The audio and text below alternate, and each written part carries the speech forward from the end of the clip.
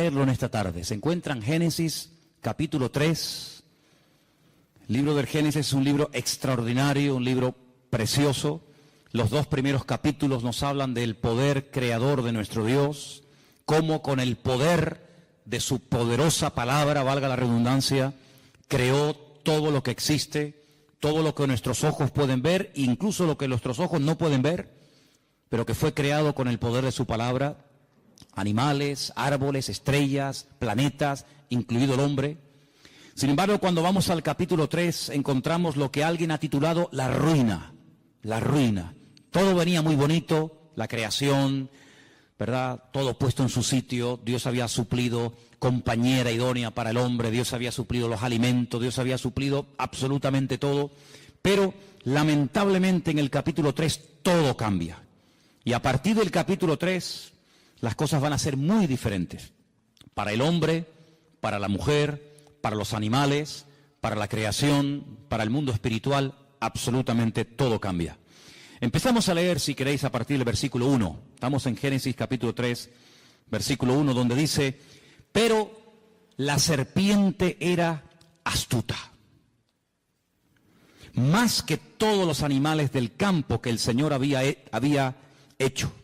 La serpiente, no dice Satanás. Este animal tenía una característica que la Biblia destaca. Dice que era astuta. Y la palabra astuta y la palabra desnudo, que ahora vamos a leerla, es exactamente igual. Solamente que se pronuncia diferente, pero se escribe exactamente igual. Ahora hablaremos de ello. La cual le dijo a la mujer: ¿con que Dios os ha dicho no comáis del árbol del huerto?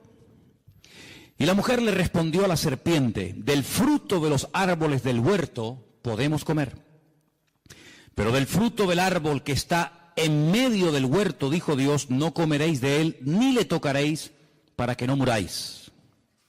Entonces la serpiente le dijo a la mujer: no moriréis, sino que sabe Dios que el día que comáis serán abiertos vuestros ojos y seréis como Dios, sabiendo el bien y sabiendo el mal. Versículo 6. Vio la mujer que el árbol era bueno para comer y que era agradable a los ojos y árbol codiciable para alcanzar la sabiduría, y tomó de su fruto y comió, y dio también a su marido, el cual comió así como ella. Entonces fueron abiertos los ojos de ambos y conocieron que estaban desnudos. Entonces cosieron hojas de higuera y se hicieron delantales. Y oyeron la voz del Señor Dios que se paseaba en el huerto al aire del día, y el hombre y su mujer se escondieron de la presencia del Señor Dios entre los árboles del huerto. Mas el Señor Dios llamó al hombre y le dijo: ¿dónde estás tú? Y él respondió: oí tu voz en el huerto y tuve miedo porque estaba desnudo y me escondí. Y dijo Dios: ¿quién te enseñó que estabas desnudo? ¿Has comido del árbol que yo te mandé que no comieses? Y el hombre respondió: la mujer que me diste por compañera me dio del árbol y yo comí. Entonces el Señor Dios le dijo a la mujer: ¿qué es lo que has hecho? Y la mujer dijo: la serpiente me engañó y comí. Y el Señor Dios le dijo a la serpiente: por cuanto esto hiciste, maldita serás entre todas las bestias y entre todos los animales del campo. Sobre tu pecho andarás y polvo comerás todos los días de tu vida. Pondré enemistad. Ahora viene la primera profecía de la Biblia, la primera palabra profética que arroja un rayo de esperanza de que va a ser restaurado el hombre en el futuro, pero a un alto precio. Y la profecía dice así: pondré enemistad entre ti y la mujer, entre tu simiente y la simiente suya. Esta te herirá en la cabeza y tú le herirás en el calcañar. Y a la mujer le dijo: multiplicaré en gran manera los dolores de tus preñeces. Con dolor darás a luz los hijos y tu deseo será para tu marido y él se enseñoreará de ti. Y al hombre le dijo: por cuanto obedeciste a la voz de tu mujer y comiste del árbol que te mandé diciendo: no comerás de él, maldita será la tierra por tu causa, con dolor comerás de ella todos los días de tu vida. Espinos y cardos te producirá y comerás plantas del campo. Con el sudor de tu rostro comerás el pan hasta que vuelvas a la tierra, porque de ella fuiste formado, pues polvo eres y al polvo volverás. Y ahora es la primera vez que vemos al hombre que le pone nombre. Hasta el momento la llamaba mujer, varona, pero ahora le pone un nombre, Adán, a la mujer, y le llama Eva. Y aquí hay un juego de palabras que no se aprecia en español, Eva, por cuanto ella es madre de todos los vivientes, que viene de la raíz Hai, que significa vida. Y el Señor Dios hizo al hombre y a su mujer túnicas de pieles y los vistió. ¿Cuántos dicen amén? Muchas veces la gente se pregunta, pero bueno, ¿esto realmente fue así? ¿O esto es una forma alegórica, un poco rayando una especie de cuento para niños, para que sepamos más o menos lo que fue, lo que ocurrió o lo que no ocurrió? Es decir, ¿esto es literal o esto es alegórico? ¿Hubo realmente una serpiente que el diablo utilizó para hablar a través de ella? ¿Hubo realmente un árbol llamado el árbol de la vida y otro al lado llamado el árbol de la ciencia del bien y del mal? ¿Realmente el hombre y la mujer estaban desnudos en un lugar, en un paraíso, en una especie de huerto regado por 4 ríos, entre los ríos Éufrates y Tigris, que abarcaba desde Irak hasta Egipto? ¿Realmente eso existió? ¿Realmente hubo un hombre llamado Adán y Eva, y bueno, y todo esto del hombre de Cromañón, y el hombre de Java, y el hombre de Neandertal, y todo esto que es que la ciencia dice, y el tema de la evolución? ¿Todo esto es real o es una forma, repito, alegórica de contar una realidad? Bueno, de toda la vida, los creyentes, los que estudiamos la Biblia, hemos creído que el libro de Génesis es un libro que tiene una literalidad total y absoluta. Si nosotros ponemos en duda, si cuestionamos la literalidad del capítulo 3 del Génesis, por la misma regla de 3 tenemos que dudar de que el capítulo 1, el capítulo 2, el capítulo 4, el 5, así sucesivamente, también sea literal. Porque lo que no se puede hacer a la hora de estudiar un libro o un tema es utilizar 2 varas de medir.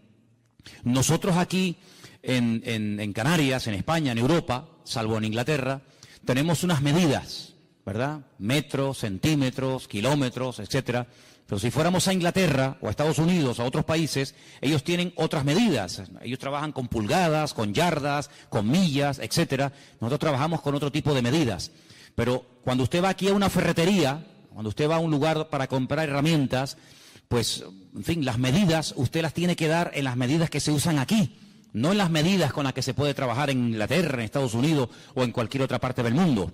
Cuando nos acercamos a la Biblia, no podemos decir, bueno, el capítulo 1, pues sí, hombre, es literal, porque tampoco me crea tanto problema, ¿no? El ver que Dios, con el poder de su palabra, pues fue creando progresivamente una serie de cosas. Ahí pues casi no hay problema, pero esto de la serpiente, del arbolito, que si comieron, que si no comieron, pues como choca un poco con nuestra especie de racionalidad, pues entonces decimos, bueno, esto tiene que ser algo alegórico, no puede ser algo real.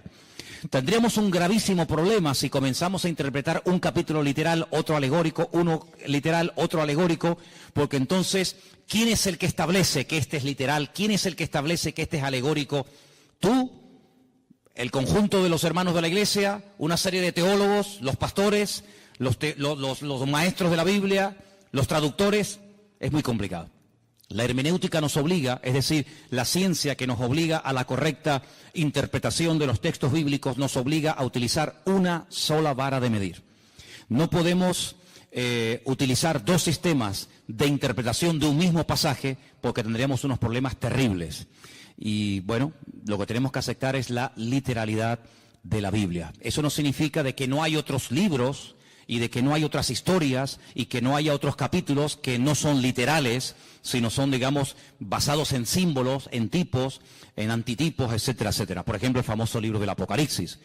En el famoso libro del Apocalipsis aparecen ahí una serie de animales, de colores y de cosas que lógicamente ni siquiera existen, pero que a través de esos colores, de esos números, de esos animales que van cambiando de color, el Señor tiene un mensaje que hay que saber interpretarlo. Evidentemente no existe ni ha existido jamás un dragón, ni un caballo que ahora es blanco, mañana negro, pasado amarillo y finalmente rojo. Todo eso tiene una razón de ser, pero es que el libro del Apocalipsis, salvo una parte del principio del libro, que son los mensajes a las iglesias del Apocalipsis, sabemos que el libro del Apocalipsis, un 90 o más del porcentaje del libro es un libro profético, y el lenguaje profético es un lenguaje completamente diferente a un libro como, por ejemplo, el libro de los Hechos, que es un libro histórico. Entonces la historia no es alegórica, la historia es o no fue. Pero realmente hubo un señor llamado Pablo, realmente viajaron a Roma, o Roma significa otra cosa y Pablo significa otra cosa. Sabemos que la historia no es alegórica, es real. Lo profético sí puede tener esa especie de diferente interpretación. Pero el Génesis no es un libro alegórico. No es un libro alegórico. Los únicos, escuchen bien esto, los únicos que interpretan alegóricamente no solamente el capítulo 1 y el 2 y el 3, sino todo el libro del Génesis, los únicos en la historia que lo hicieron, lo hacen y me temo que lo seguirán haciendo, interpretar alegóricamente el libro del Génesis, son los cabalistas. Cuando usted estudia la Cábala, pues en la Cábala todo tiene una explicación, nada es real, nada es literal, sino que hay cosas que tienen que ver con lo femenino, con lo masculino, etcétera, etcétera, pero no vamos a entrar en eso porque, ¿para qué? Por lo tanto, en el libro del Génesis lo que vemos es que Dios en los 2 primeros capítulos, Él crea todo lo necesario e imprescindible para que el hombre esté cómodo y para que al hombre no le falte absolutamente de nada. Le suple los alimentos, le suple su compañera, su esposa, etcétera, etcétera. Pero crea un hombre tan perfecto, tan perfecto. Recuerden que el hombre es una especie de representación, una especie de, no quiero utilizar la palabra clon para que no se me malinterprete, pero dice que fue creado a imagen y semejanza de Dios. Ya explicamos que Selen, Demut, que son las 2 palabras que se utilizan, no es en cuanto a aspecto físico, pero sí es en cuanto a capacidades, en cuanto a dotación. El hombre tiene unas capacidades muy similares a las de Dios. Puede elegir, puede, tomar decisiones, puede razonar, puede recibir órdenes, puede dar órdenes, etcétera, etcétera. Algo muy similar a la naturaleza y a la esencia de Dios, lógicamente con sus limitaciones, ¿verdad? Pero lo crea tan perfecto que le da la capacidad de poder rebelarse en contra de su Creador. ¿Por qué Dios lo hizo así? Bueno, eso se lo preguntaremos en su momento al Señor. Tal vez nosotros lo hubiéramos hecho de otra manera, pero no significa que el hecho de que Dios le haya dado, que haya dotado, que haya capacitado tanto a uno como a otro, tanto al hombre como a la mujer, con la capacidad de rebelarse contra su Creador, no significa ni mucho menos que Dios se equivocó o que Dios le hizo mal. Esa era la voluntad de Dios, y la voluntad de Dios, dice Romanos 12, es santa, agradable y perfecta. Y si así no fuera, entonces sí podríamos tachar o sí podríamos cuestionar a Dios de ser más que un Dios de amor, más que un creador de robots, un creador de clones, un creador de seres incapaces de rebelarse, sino que le aman y le obedecen, porque aunque quisieran dejar de amarle o dejar de obedecerle, no pueden porque Dios no los ha capacitado para ser rebeldes. Todo lo contrario. El hombre se rebeló. El hombre le creyó más a lo que Satanás le decía que a lo que Dios dijo. Fijaros que en ningún momento, y esto es algo interesantísimo, hermano, en ningún momento Satanás cuestiona la existencia de Dios. En ningún momento dice cosas como Dios, ¿y ese quién es?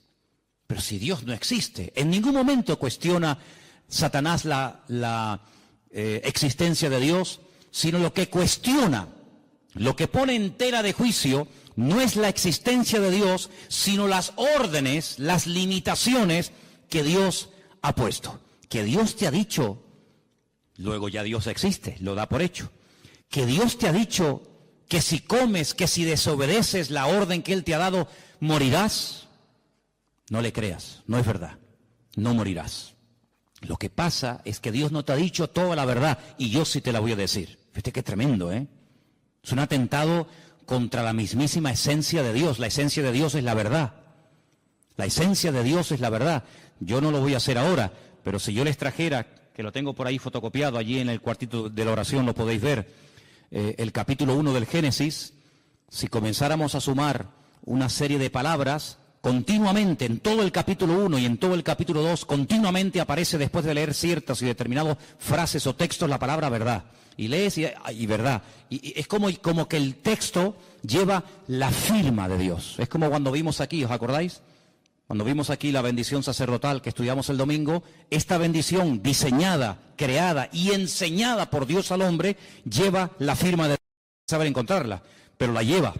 Luego, el libro del Génesis, el relato de la creación, lleva la firma de Dios, y la firma de Dios, la esencia de Dios, es la verdad. El mismo Señor Jesucristo, la misma palabra cuando se encarna, porque esto es un milagro, este es el milagro más grande de todos. El milagro más grande no es que un ciego pueda volver a ver, que es algo tremendo, o que un muerto resucite, o que un leproso sea limpiado. Sí, son milagros tremendos, pero hay algo más grande que eso, y es que la palabra, el verbo, se hace carne. Eso es lo más grande que hay. Y sobre esa verdad hemos estudiado también en las últimas semanas. Juan basa toda la explicación de su evangelio diciendo, y el verbo que era Dios se hizo carne, habitó entre nosotros y vimos su gloria, gloria como del unigénito del Padre. Sí, eso es algo tremendo, porque que la Biblia de repente haga así y se convierta en carne, pues eso es lo que ocurrió. El Señor Jesucristo se hizo carne y habitó entre nosotros. Y dice la Biblia, y si alguno cuestiona eso, si alguno no es capaz de confesar, dice Juan, es muy claro en esto, si alguno no confiesa que el verbo, que la palabra se hizo carne, ese es mentiroso y ese es el espíritu del anticristo. Qué tremendo, Por eso dice, ¿queréis probar los espíritus? Cuando dice Juan, no me estoy yendo del tema, ¿no? Pero solamente para remarcar un poco esto, dice, probar los espíritus, porque no todo espíritu es de Dios. Y uno dice, bueno, ¿y cómo pruebo? ¿Y cuál es la prueba? Dice, dile, ¿crees que Jesucristo, crees que el verbo ha venido y se ha hecho carne? No, yo no creo eso. Entonces este no es de Dios. Ahí se prueban los espíritus. Si dice que sí, evidentemente es otra cosa. Pero volviendo al tema, entonces lo que hace Satanás es que siembra la duda. Alguien dijo que la duda es el padre del pecado. En cuanto una persona comience a dudar de que la palabra de Dios es la palabra de Dios, de que Dios existe o no existe, de que hay infierno o no, de que Dios es bueno o no tan bueno, en el momento en el que ese virus, ese veneno llamado duda, entre en tu vida, amigo, como no lo frenes, y como no contrarrestes y ataques y neutralices ese veneno, ese virus, con la verdad, porque la verdad es lo que mata la duda, eres hombre muerto. Y eso fue lo que Satanás comenzó a hacer. Él no cuestiona la existencia de Dios, ya lo haría en otros momentos de la historia, No te preocupes que el diablo tiene unas artimañas y tiene un montón de disfraces. En la Edad Media se puso uno, en la época de Adán y Eva se puso otro, y tiene muchos disfraces, y él va cogiendo el que más le conviene. En este momento no le convenía cuestionar la existencia de Dios porque, permítame la expresión, le saldría el tiro por la culata. Porque si alguien en esta vida sabía que había un creador y un Dios todopoderoso, ese era sin lugar a duda Adán y Eva, porque ellos no tuvieron ni padres, ni madres, ni suegros, ni suegras, sino que ellos eran producto de las benditas y poderosas manos de Dios. Por lo tanto, presentarse a ellos cuestionando la existencia de Dios hubiera sido un rotundo fracaso, porque ellos hubieran dicho, ¿cómo? Que Dios no existe, pero si hemos hablado con Él, hablamos todos los días con Él, y Él habla todos los días con nosotros. Nuestros cuerpos Él los creó. Yo me quedé dormido y cuando me desperté me encontré a Eva. El Creador me la entregó, por lo tanto por ahí el diablo iba mal. Pero emplea este arma favorita del diablo y es sembrar dudas. Sembrar la desconfianza en Dios. ¿Será verdad lo que Dios dijo? ¿Será verdad? ¿Funciona esto? ¿No funciona esto? Y entonces todos sabemos que esta persona desobedece, esta persona peca.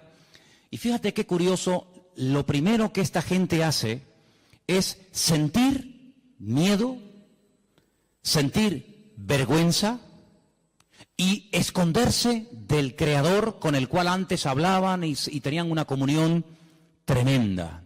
Cuando el Señor busca al hombre en el jardín del Edén y le dice, ¿por qué te escondes? Dice, porque oí tu voz y tuve miedo. Tuviste miedo. ¿Y de dónde viene ese miedo? Luego el miedo es engendrado por el pecado. Si el pecado produce miedo, cuando una persona no tiene una relación íntima y segura con el Señor, tiene temores. Y los temores son tan variados: miedo a la muerte, miedo a ser abandonado, miedo a caer enfermo, miedo a perder el trabajo, miedo a que mi marido se vaya con otra, miedo a no sé qué. Sí, es un abanico terrible. Y eso el hombre comenzó a sentirlo, el hombre comenzó a experimentarlo, y el hombre llegó a tener hasta miedo de su propio Dios, de su propio Creador. Y le dice algo tremendo, le dice: es que también me oculté de ti porque estaba desnudo. Ahora, yo les dije que en el versículo 1, en el versículo 1 de Génesis, 3:1 de Génesis, describe a la serpiente como una criatura astuta. La palabra astuta en hebreo es arum, arum. Y la palabra desnudo en el versículo 10 es la palabra herón. Se escribe exactamente igual, las mismas letras. Claro, si les ponemos las vocales automáticamente varían. Es decir que Satanás lo que hace es que se camufla. Satanás lo que hace es que utiliza este animal que ya tiene en su naturaleza, en su esencia, el ser un animal astuto. Fíjate qué tremendo, ¿no? Jesús dice en el Sermón del Monte que la serpiente es astuta y las palomas son sencillas, es decir, que describe la esencia de la serpiente como un ser astuto. Y entonces lo que Satanás hace es utilizar a este animal porque no se puede presentar tal y como él es. Ahora, aquí hay que pararnos y comenzar a hacernos una serie de preguntas muy interesantes.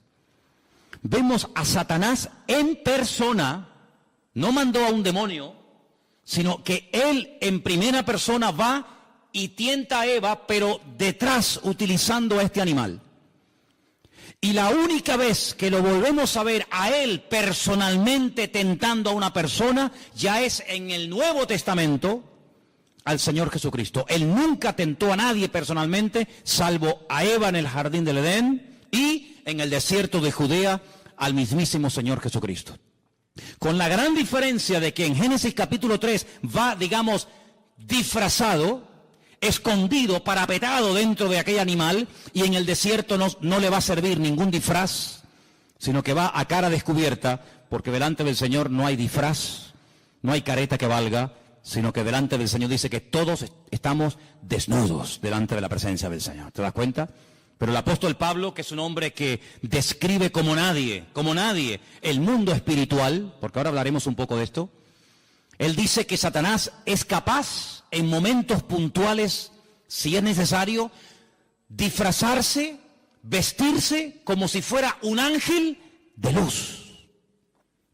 Y ha habido casos en la historia, pero tremendos, de personas que dicen que han tenido la visita de ángeles, que les han revelado cosas, y esas cosas las han escrito.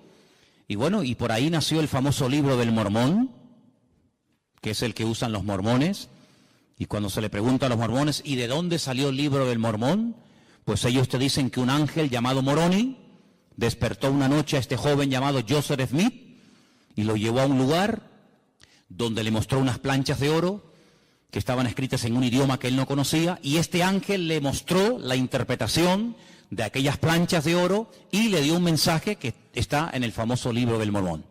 Y otra persona que presume de que un ángel del cielo bajó y le daba revelaciones es nada más y nada menos que el falso profeta llamado Mahoma, porque Mahoma es un falso profeta, ¿verdad?, que dice que recibió las enseñanzas de un ángel, pero un ángel evidentemente que no era un ángel de Dios, era un demonio, porque el apóstol Pablo dice en Gálatas capítulo 1 que si un ángel del cielo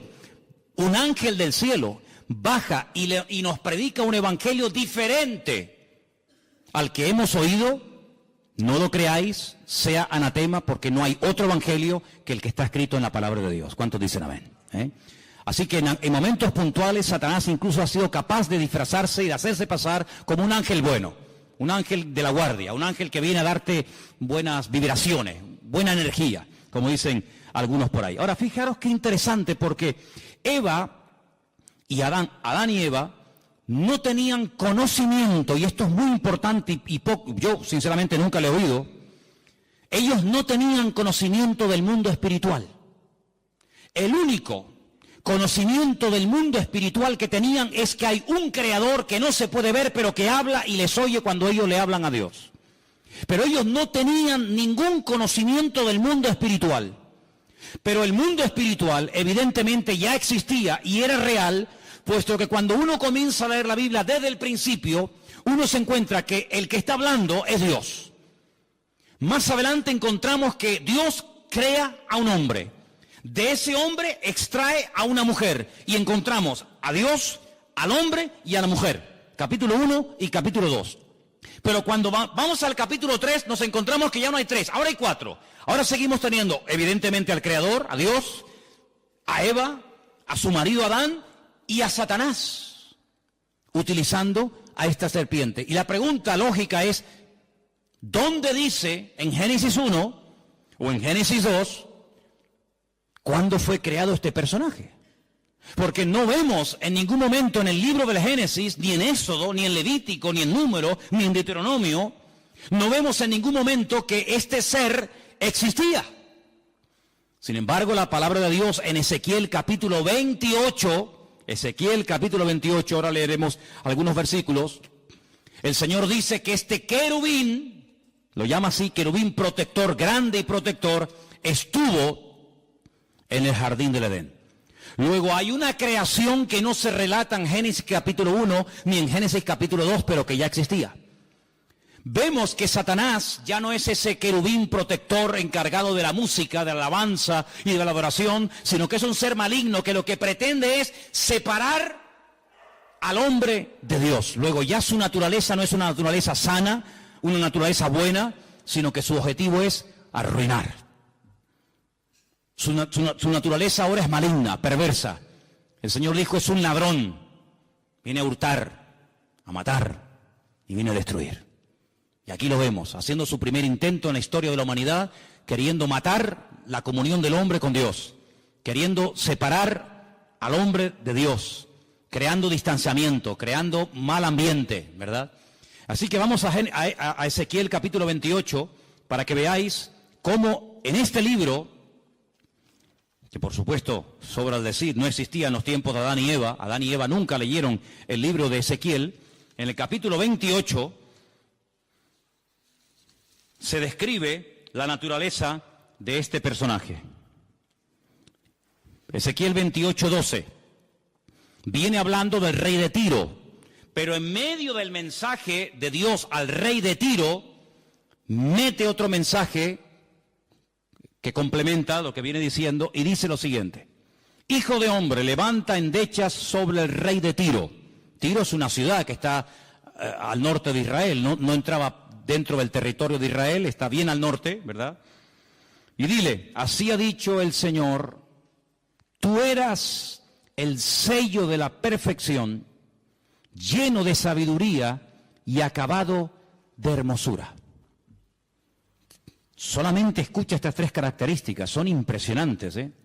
De ningún ser en la Biblia el Creador habla en semejantes términos. Los vuelvo a repetir: sello de la perfección, lleno de sabiduría y acabado de hermosura. Cuando Dios da algo no lo quita. Luego, aunque este ser fue arrojado de la presencia del Señor, su sabiduría, su hermosura y sus cualidades recibidas de parte de Dios, se las llevó con él. Pero ahora dice algo tremendo. En Edén, ¿cómo sabemos que ya no está hablando del rey de Tiro? Bueno, por sentido común. En Edén no estuvo nunca el rey de Tiro. El rey de la ciudad de Tiro nunca estuvo en Edén. Luego ya no está hablando del rey de Tiro, sino ahora dice, en Edén, en el huerto de Dios estuviste. Ay, amigo.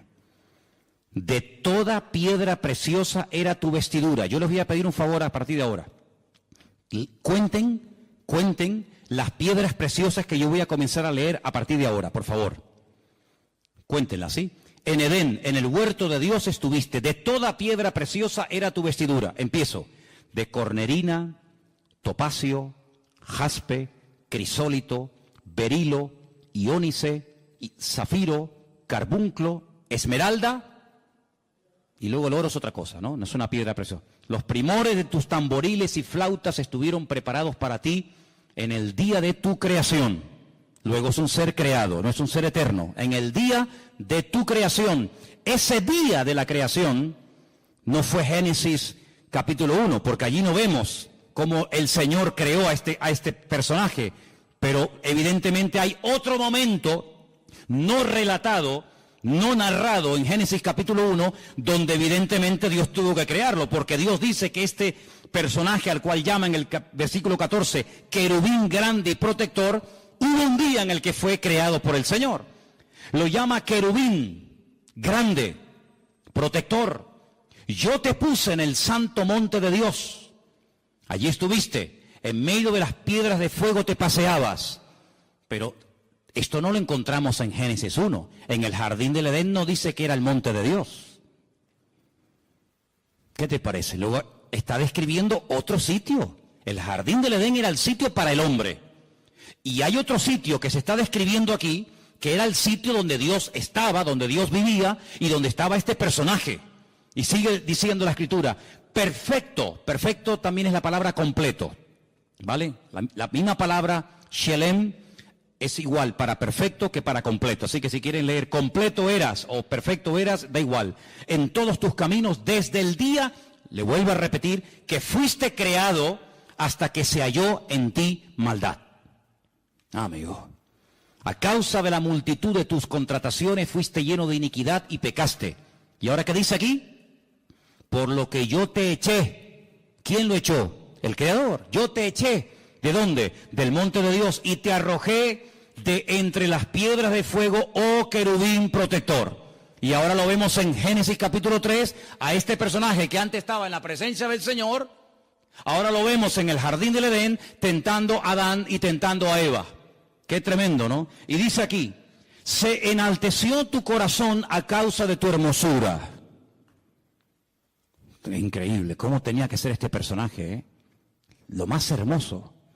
Corrompiste tu sabiduría a causa de tu esplendor. Yo te arrojé por tierra. Delante de los reyes te pondré para que miren en ti. Con la multitud de tus maldades y con la iniquidad de tus contrataciones profanaste tu santuario. Yo pues saqué fuego de en medio de ti, el cual te consumió y te puse en ceniza sobre a los ojos de todos los que te miran. Todos los que te conocieron de entre los pueblos se maravillarán sobre ti, espanto serás y para siempre dejarás de ser. Fíjate que lo llama querubín, pero la palabra querubín en Génesis 1 no aparece. La palabra querubín en Génesis 2 no aparece. La primera vez que aparece en la Biblia la palabra querubín, ahora vamos a decir que es un querubín, aparece en Génesis capítulo 3. Volvamos a Génesis 3.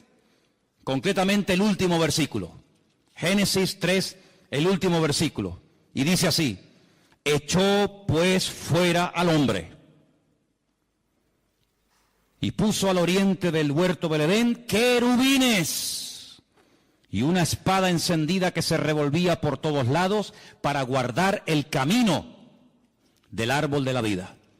Luego, si Adán y Eva nunca habían oído en su vida la palabra querubines, cuando se presenta este personaje utilizando a esta serpiente astuta, ella no tiene ningún conocimiento del mundo espiritual. Ella no sabe lo que es un querubín, ella no sabe lo que es un serafín, ella no sabe quién es Satanás, ellos no saben nada. Pero ellos estaban capacitados para discernir que esta tentación, este ataque, no provenía de Dios. Primero, porque está contradiciendo a la palabra. Dios dijo, si comes, morirás. Y este me está diciendo que no moriré. Luego, ¿a quién le creo? ¿A mi Creador y a mi Señor?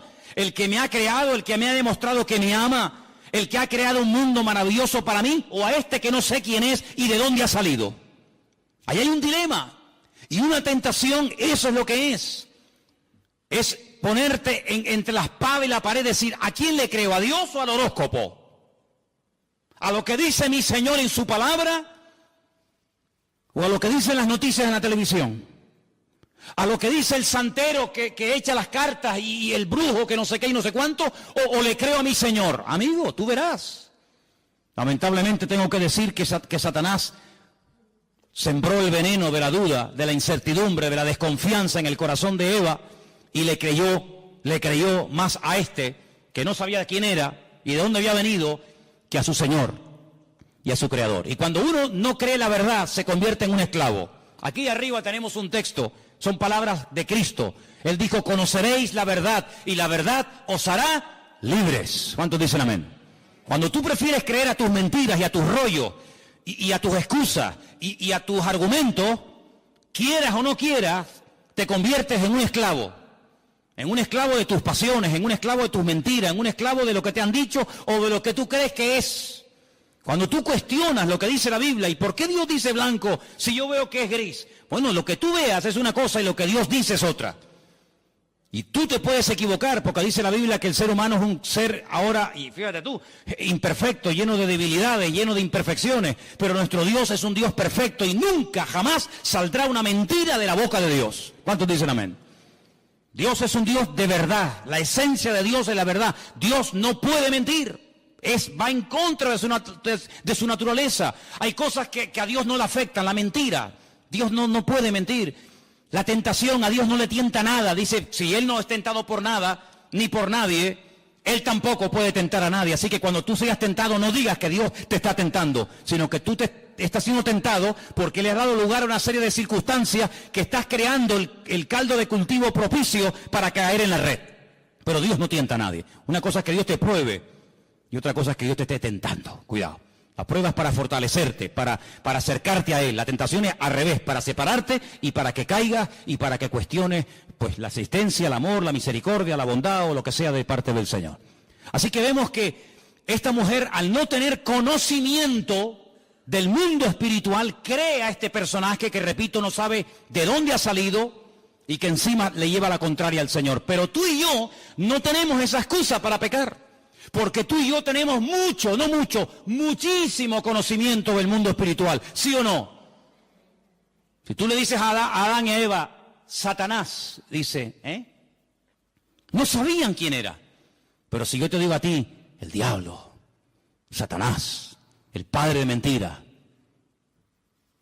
¿sabes quién es o no?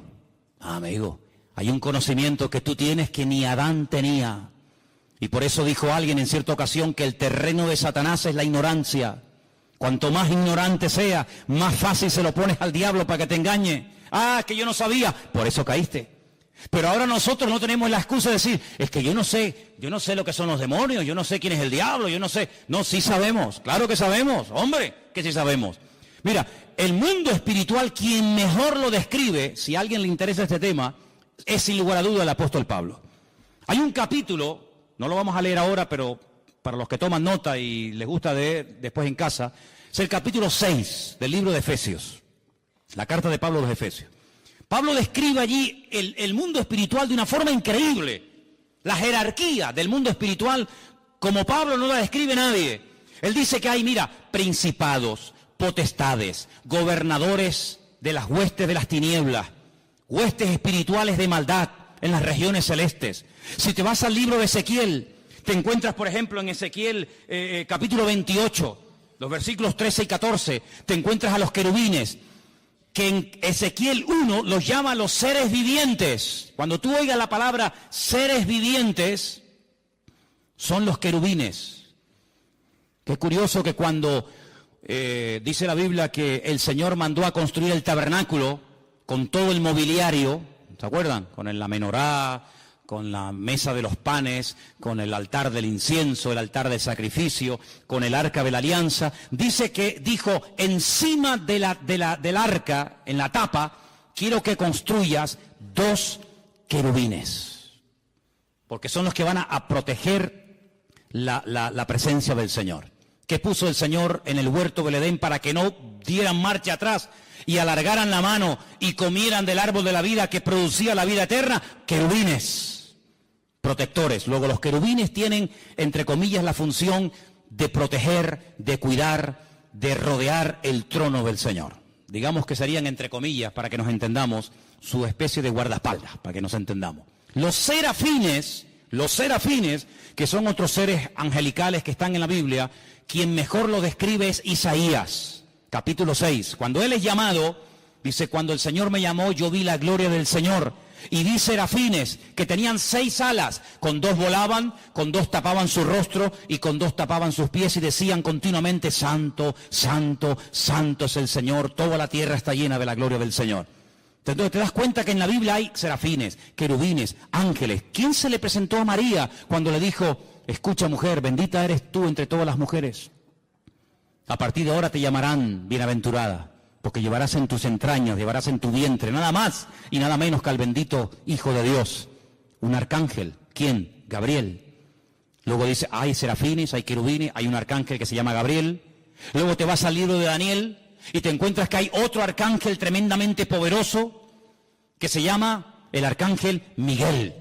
El gran príncipe, dice Daniel 12, que está de parte de los hijos de tu pueblo. Te das cuenta que describe un mundo espiritual tremendo. Es decir, no lo podemos ver con nuestros ojos, pero eso no significa de que no existan. Hay gente que dice en su ignorancia, yo si no veo no creo.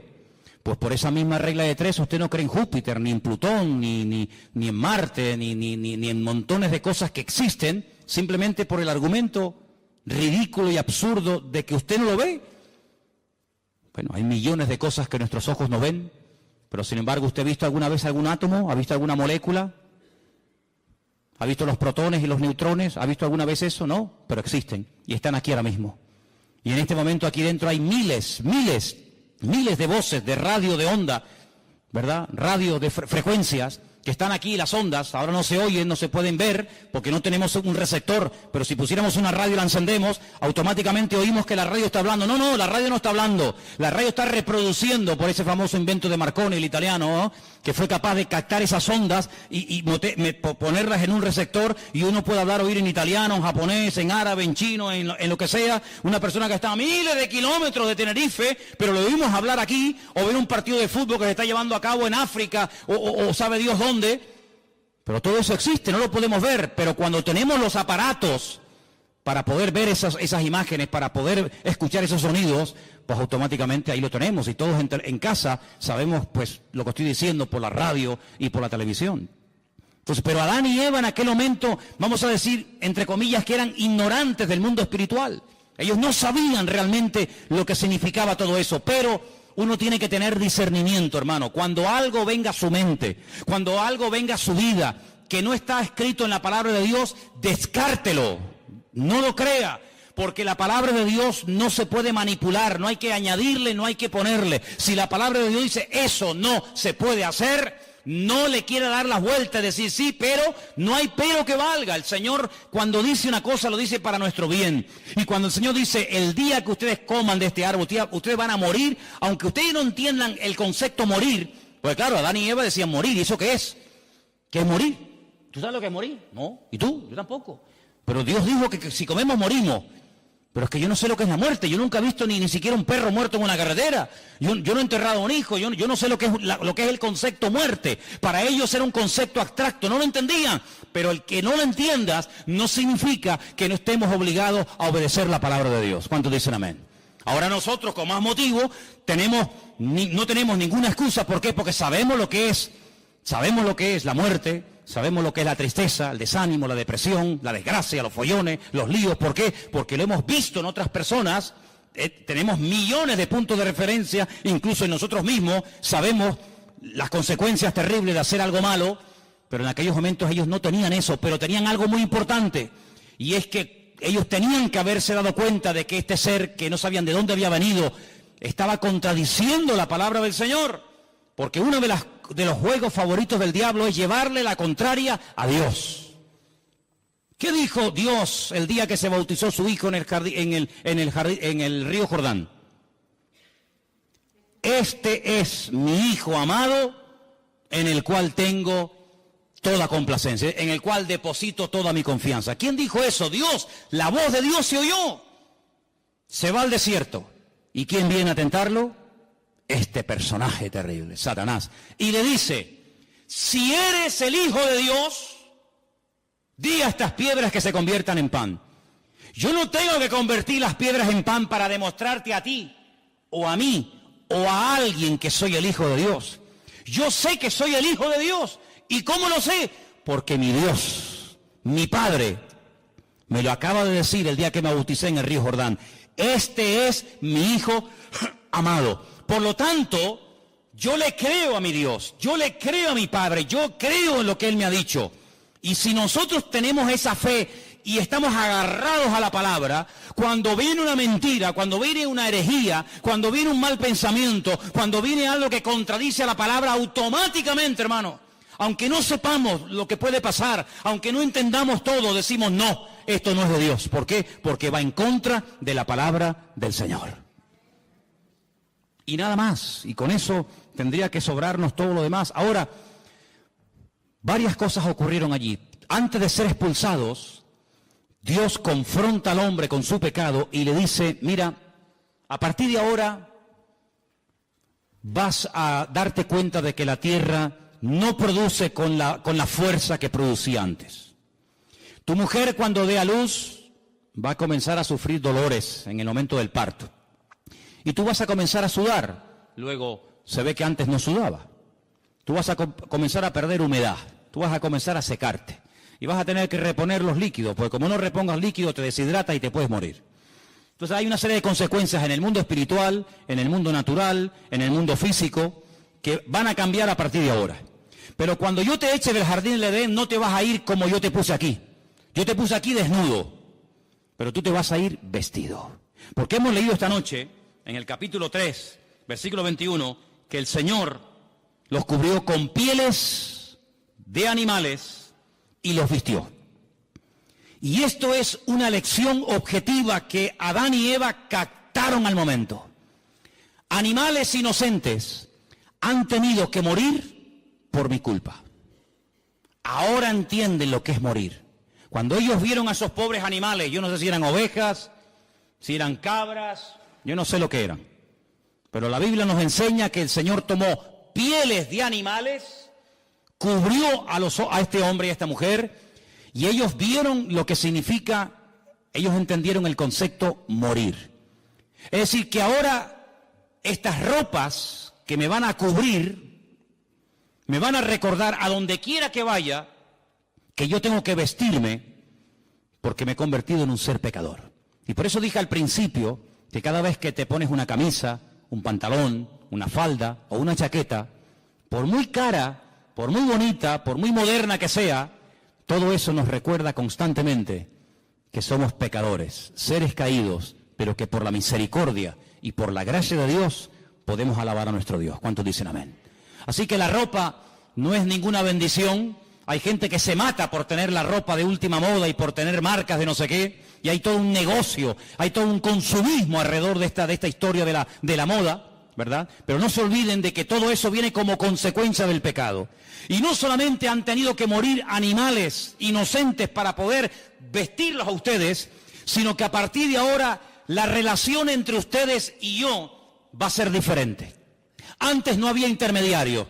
El Señor venía, hablaba con ellos hablaban con el Señor, no había ningún problema. A partir de ahora no. A partir de ahora, cada vez que ustedes quieran acercarse a mí y quieran tener comunión conmigo, tienen que acercarse con sacrificios de animales. Y uno dice, ¿y por qué sacrificios de animales? Amigo, porque cuando el Señor les vistió a ustedes, animales inocentes tuvieron que morir para cubrir vuestra desnudez. Sangre de animales inocentes se tuvo que derramar para cubrirles a ustedes, y cada vez que ustedes quieran acercarse delante de Dios y sacrifiquen un animal sobre un altar de piedra, ustedes tienen que recordar que todo esto es la consecuencia de la desobediencia y del pecado de vuestros antepasados o de ustedes mismos. Ahora podemos entender el grado de desfachatez y de poca vergüenza que tuvo uno de los hijos de este primer matrimonio, cuando dice que los dos hermanos, Caín y Abel, fueron un día a la presencia del Señor. Ellos sabían que las ropas que llevaban les recordaban que eran pecadores, que papá y mamá vivieron un tiempo desnudo en un lugar maravilloso llamado el Gan Edén, pero que ahora tenemos que ir vestidos porque fuimos pecadores y desobedecimos al Señor, y tenemos que presentarnos delante de Dios con animales para recordar nuestra naturaleza pecaminosa. Y entonces llega uno de los hermanos y dice que llevó al Señor una ofrenda, pero no de animales, sino del producto de la tierra: peras, sandías, melones, papayas, pepinos, lechugas, y la pone sobre el altar. Y al lado está su hermano Abel presentando un sacrificio, y dice literalmente la Escritura que el Señor miró con buen agrado la ofrenda de Abel, pero no le agradó de la ofrenda de Caín. Y ahora uno dice, fíjate qué tremendo, ellos sabían, los dos hermanos, del mismo padre, de la misma madre, recibiendo la misma enseñanza, pero uno va delante de Dios como Dios manda, como Dios establece, como Dios dice, el otro como a mí me da la gana. Y aquí vemos una imagen de España, aquí vemos una fotografía, aquí vemos una realidad de nuestra sociedad. Por una parte la gente que dice, ¿qué ha dicho el Señor? Que no vaya por ese camino, que no haga esto, esto y aquello. Pues gloria a Dios, yo lo hago y punto. Pero vemos una gran masa que dice, Dios que ha dicho que tenemos que vestirnos, pues ahora nos vamos a poner todos desnudos. En un acto de provocación contra Dios. Y si tenemos que hacer anuncios o programas de televisión donde la moda es ponernos desnudos, pues lo hacemos para llevarle la contraria a Dios. Y si Dios dice que hay que amar, nosotros odiamos. Y si Dios dice al Señor tu Dios adorarás y a Él solo servirás, nosotros nos vamos a crear millones y millones de dioses y de estatuas. Y los vamos a adorar cuando nos dé la gana, y vamos a sacarlos cuando nos dé la gana, y cuando no nos dé la gana los dejamos metidos en los templos. Y esa es la imagen de Caín y de Abel. Pero fíjate qué misericordioso es el Señor, que a Abel no le dice ni media palabra. No le dice, muy bien, Abel, muy bien, hijo, muy bien. Veo que eres un chico obediente, lo que te han enseñado tus padres lo estás poniendo por obra, siga así, hijo, muy bien. Nada.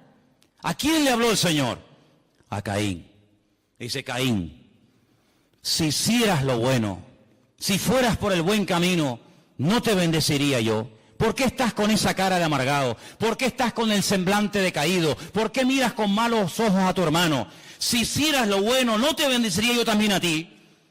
Caín podía haber dicho, gracias Señor, perdóname. De sabios es rectificar, ¿sí o no? Nada. Le dice a su hermano, vamos a dar un paseíto por el campo. ¿Te apetece? Venga, vamos. Y se lo lleva a dar un paseo al campo. Mentira. Premeditación y alevosía. Se levanta contra su mismísimo hermano, se levanta y lo mata. Y dice, muerto el perro, se acabó la rabia. Dios le vuelve a hablar otra vez, pero Caín, ¿qué has hecho? ¿Dónde está tu hermano Abel? Y fíjate cómo le responde este personaje al Señor. ¿Y yo qué sé? ¿Y acaso yo soy guarda de mi hermano? Como diciendo, a mí qué me importa la vida de mi hermano. Pero Caín, ¿pero qué dices? Aunque lo quieras ocultar, aunque lo quieras disimular, aunque te quieras poner un disfraz como ya uno se lo puso y engañó a tu padre y a tu madre, la voz de la sangre de tu hermano Abel llama a mi presencia. Así que errante serás por toda la tierra, maldito serás y darás vueltas y vueltas y vueltas y no te sentirás a gusto en ningún lado. Estarás un día en el monte y quieres estar en la playa. Y cuando estés en la playa te quieres ir a la montaña. Y cuando es de día quieres que llegue la noche. Y cuando es la noche quieres que llegue de día. Y cuando hace frío, qué asco de frío. Cuando hace calor, vas a ser un ser insatisfecho toda tu vida. Es lo que yo llamo el espíritu de Caín. Nada te agrada, nada te llena. Siempre estás quejándote por todo, hasta por lo que tienes. Y entonces Caín reflexiona y dice, Señor, grande es mi pecado, ahora te das cuenta que grande es tu pecado. Señor, y si yo voy por toda la tierra, y si alguien me quiere matar, ¿cómo me defiendo? Y ahí viene la misericordia. Es que es tremendo, Te acabas de cargar a tu hermano, me hablas con una prepotencia y una arrogancia terrible, pero ¿sabes lo que te digo? Te voy a poner una marca en tu frente, para que cuando alguien te vea, no te mate. Aún así el Señor le da una protección sobrenatural a este personaje, ¿no? Pero quiero terminar, porque hay material aquí para dar y vender, quiero terminar pidiéndoles a todos ustedes que se aprendan 3 números. ¿Sois capaces, no? ¿Sí o no? ¿Sí o no? Bien. 28, 28 y 21. Más fácil imposible. ¿Sí o no? Éxodo 28. Ezequiel 28, Apocalipsis 21. A ver, díganlo ustedes solos. Éxodo 28, Ezequiel 28, Apocalipsis 21. Porque dice la Escritura, son las 3 únicas listas que hay en la Biblia de piedras preciosas. A mí me encantan las piedras preciosas. No tengo ninguna, a ver si me entienden. Pero me encantan las piedras. Para mí es algo tan hermoso, un rubí, una esmeralda, un